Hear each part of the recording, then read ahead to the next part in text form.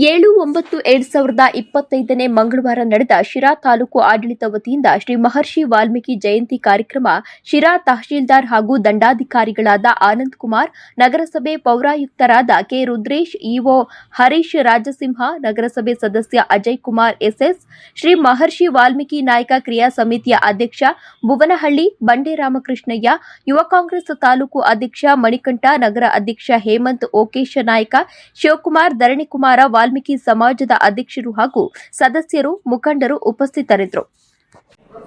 ಆತ್ಮೀಯ ಎಲ್ಲ ಸಮಾಜದ ಬಂಧುಗಳೇ ಹಾಗೂ ಏನು ಮಹರ್ಷಿ ವಾಲ್ಮೀಕಿಯವರ ಜಯಂತಿಯ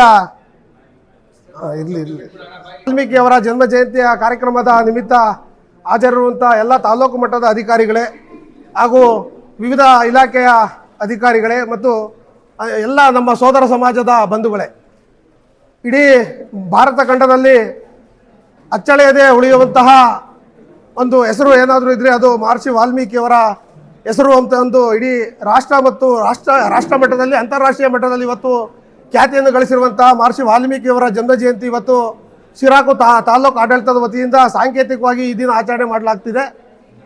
ಇದೇ ತಿಂಗಳು 18ನೇ ತಾರೀಕು ಸಮುದಾಯದ ಬಂಧುಗಳು ಮತ್ತು ಸರ್ಕಾರದ ಪ್ರತಿನಿಧಿಗಳು ಮತ್ತು ಚುನಾಯಿತ ಪ್ರತಿನಿಧಿಗಳೆಲ್ಲರೂ ಸೇರಿ ಒಂದು ದೊಡ್ಡ ಮಟ್ಟದ ಒಂದು ಬೃಹತ್ ವಾಲ್ಮೀಕಿ ಜಯಂತ್ಯೋತ್ಸವ ಕಾರ್ಯಕ್ರಮ ಮತ್ತು ಸಮುದಾಯದ ಹಕ್ಕೊತ್ತಾಯ ಸಮಾವೇಶ ಅಂತಂದರೂ ನಾವು ಭಾವಿಸಿ ಬರೋ 18ನೇ ತಾರೀಕು ಕಾರ್ಯಕ್ರಮವನ್ನು ತಾಲೂಕಿನಾದ್ಯಂತ ಮತ್ತು ಜಿಲ್ಲಾದ್ಯಂತ ಎಲ್ಲ ಸಮುದಾಯದ ಮುಖಂಡಗಳನ್ನ ಒಟ್ಟಿಗೆ ಸೇರಿಸ್ಕೊಂಡು ಒಂದು ಬೃಹತ್ ಕಾರ್ಯಕ್ರಮವನ್ನು ಆಚರಣೆ ಮಾಡೋರಿದ್ದೀವಿ. ಇವತ್ತು ತಾಲೂಕು ಆಡಳಿತ ಮತ್ತು ಎಲ್ಲ ಇಲಾಖೆಗಳ ಸಮ್ಮುಖದಲ್ಲಿ ಇದನ್ನು ಸಾಂಕೇತಿಕವಾಗಿ ಇವತ್ತು ತಾಲೂಕು ಆಡಳಿತ ಇವತ್ತು ಆಚರಣೆ ಮಾಡ್ತಾ ಇದೆ. ಕೋಟಿ ಕವಿಗಳ ಮೇಟಿ, ಶ್ರೀ ರಾಮಾಯಣದ ಕರ್ತೃ, 25,000 ಶ್ಲೋಕಗಳನ್ನು ಒಳಗೊಂಡಿರುವಂತಹ ರಾಮಾಯಣದ ರಚನೆ ಮಾಡಿರುವಂತಹ ಮಹರ್ಷಿ ವಾಲ್ಮೀಕಿಯವರ ಜನ್ಮ ಜಯಂತಿಯನ್ನು ನಾವೆಲ್ಲರೂ ಆಚರಣೆ ಮಾಡ್ತಿರೋದು ನಮ್ಮೆಲ್ಲರ ಸುದೈವ. ಯಾಕಂದರೆ ನಾವೆಲ್ಲರೂ ಒಂದು ಸತಿ ಭಾರತದ ಇತಿಹಾಸವನ್ನು ಅವಲೋಕನ ಮಾಡಿದರೆ ಶೋಷಿತ ಸಮುದಾಯಗಳ ಒಂದು ಏನು ಬೌದ್ಧಿಕ ಸ್ತರ, ಅವರಲ್ಲಿರುವಂತಹ ಜ್ಞಾನ ಏನು ಎಂಬುದನ್ನು ಒಮ್ಮೆ ಅವಲೋಕನ ಮಾಡೋದಾದರೆ ರಾಮಾಯಣ ಬರೀಲಿಕ್ಕೆ ವಾಲ್ಮೀಕಿಯವರ ಉಪಸ್ಥಿತಿ ಇರ್ತದೆ. ಮಹಾಭಾರತ ಮತ್ತು ಏನು ಇರುವಂಥ ಕಾವ್ಯವನ್ನು ಇವತ್ತು ವೇದವ್ಯಾಸರು ಬರೀತಾರೆ.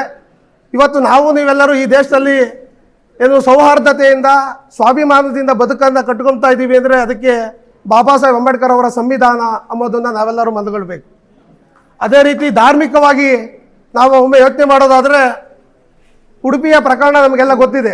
ಉಡುಪಿಯಲ್ಲಿರುವಂಥ ಶ್ರೀಕೃಷ್ಣನನ್ನು ಪೂರ್ವದಲ್ಲಿದ್ದವನ್ನ ಪಶ್ಚಿಮಕ್ಕೆ ತಿರುಗಿಸಿದಂಥ ಖ್ಯಾತಿ ಕನಕದಾಸರಿಗೆ ಸಲ್ತದೆ.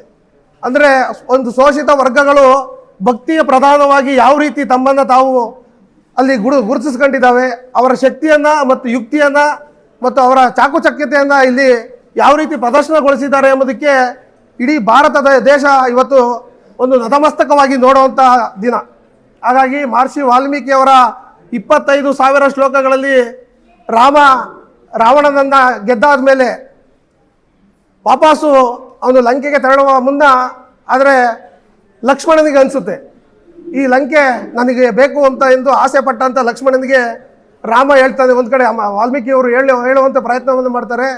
ಅಪಿ ಸ್ವರ್ಣಮಯಿ ಲಂಕಾ ನಾಮೇ ಲಕ್ಷ್ಮಣ ರೋಚತಿ ಜನನಿ ಜನ್ಮಭೂಮಿಸ್ಯ ಸ್ವರ್ಗಾದಪಿ ಗರಿಯಸಿ ಅಂದ್ಬಿಟ್ಟು ಒಂದು ಶ್ಲೋಕ ಇದು. 25,000 ಶ್ಲೋಕಗಳಲ್ಲಿ ವಾಲ್ಮೀಕಿಯವರು ಕಟ್ಟಿಕೊಟ್ಟಿರುವಂಥ ಶ್ಲೋಕ ಏನು ಅಂದರೆ, ಸ್ವರ್ಣದಿಂದ ಬಂಗಾರದಿಂದ ತುಂಬಿರುವಂತಹ ಈ ಲಂಕೆಯನ್ನು ನಾವು ಗೆದ್ದಿದ್ದೀವಿ, ಇದನ್ನು ನಾವೇ ಇಟ್ಕೊಂಬನ ಅಂತ ಹೇಳಿದಂಥ ಲಕ್ಷ್ಮಣನಿಗೆ ರಾಮ ಹೇಳ್ತಾರೆ, ಇದು ಎಷ್ಟೇ ಬಂಗಾರದ್ದಾಗಿರಲಿ ಚಿನ್ನದಾಗಿರಲಿ ಆದರೆ ಇದು ನಮ್ಮದಲ್ಲ, ಇದು ಅವರ ತಮ್ಮದಾಗಿರುವಂಥ ವಿಭೂಷಣನಿಗೆ ಕೊಟ್ಟು ನಾವು ನಮ್ಮ ಏನು ಜನನಿ ಜನ್ಮಭೂಮಿ, ನಮಗೆ ಜನ್ಮ ಕೊಟ್ಟ ಭೂಮಿ ಮತ್ತು ತಾಯಿಯನ್ನು ನೆನೆಯುವಂಥ ಅಯೋಧ್ಯೆಗೆ ವಾಪಸ್ ತೆರಳೋಣ ಅನ್ನುವ ವಾಕ್ಯವನ್ನು ಶ್ರೀರಾಮನ ಬಾಯಿಯಿಂದ ವಾಲ್ಮೀಕಿಯವರು ಹೇಳಿಸಿರುವಂಥ ಒಂದು ಪ್ರಯತ್ನ.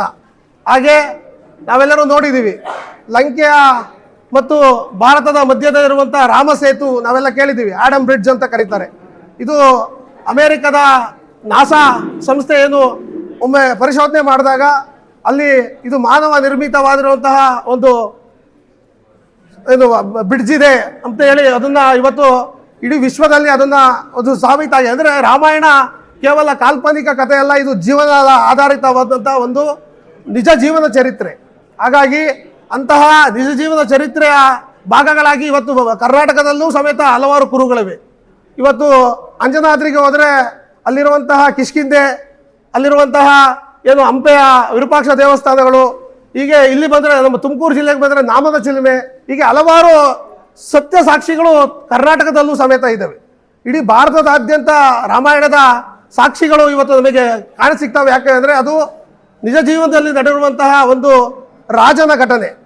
ಹಾಗಾಗಿ ವಾಲ್ಮೀಕಿಯವರು ಒಬ್ಬ ರಾಜ ಯಾವ ರೀತಿ ಇರಬೇಕು, ಒಬ್ಬ ತಮ್ಮ ಯಾವ ರೀತಿ ಇರಬೇಕು, ಹೆಂಡತಿ ಗಂಡನ ಜೊತೆ ಯಾವ ರೀತಿ ಸಹಬಾಳ್ವೆಯನ್ನು ಮಾಡಬೇಕು ಎಂಬುದನ್ನು ಕಟ್ಟಿಕೊಟ್ಟಿರೋದು ರಾಮಾಯಣ. ಹಾಗಾಗಿ ರಾಮಾಯಣವನ್ನು ಒಮ್ಮೆ ಅವಲೋಕನ ಮಾಡಿ ಅಧ್ಯಯನ ಮಾಡಿದರೆ ಅವರ ಜೀವನದಲ್ಲಿ ಯಾವತ್ತೂ ಅವರು ಫೇಲ್ ಆಗೋದಿಲ್ಲ ಎಂಬುದಕ್ಕೆ ಹಲವಾರು ಇವತ್ತು ವೈಚಾರಿಕ ನಿದರ್ಶನಗಳು ನಮ್ಮ ಮುಂದಿವೆ. ಹಾಗಾಗಿ ಅಂತಹ ಮಹಾಕವಿ ರಾಮಾಯಣ ಕರ್ತೃಗಳಾಗಿರುವಂಥ ವಾಲ್ಮೀಕಿಯವರನ್ನ ನೆನೆಸುವ ಸುದೈವ ನಮ್ಮೆಲ್ಲರಿಗೂ ದೊರಕಿದೆ.